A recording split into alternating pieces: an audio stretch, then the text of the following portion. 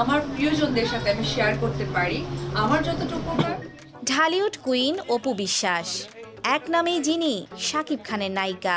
কেননা শাকিব খান ছাড়া তেমন আর কোনো নায়কের সাথে তার হিট সিনেমা পায়নি দর্শক। বিয়ে বিচ্ছেদের পর আর অভিনয়ও করেননি শাকিবের সাথে, সেই সাথে কমেও গেছে তার সিনেমার সংখ্যা। এখন তাকে সিনেমার কাজে নয়, ব্যস্ত দেখা যায় বিজ্ঞাপন ও বিভিন্ন শোরুম উদ্বোধনীতে।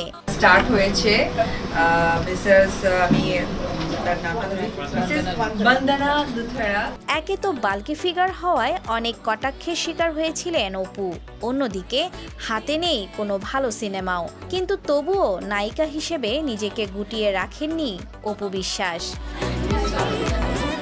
নিজেকে যে কোনো অবস্থায় কাজের মাধ্যমে প্রকাশ করেছেন তিনি।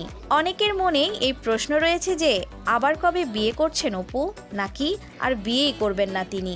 সম্প্রতি বিয়ে নিয়ে প্রশ্ন করলে একটি সাক্ষাৎকারে তিনি বলেন, বিয়ে শাদী প্রেম এগুলো আমার পছন্দ নয়।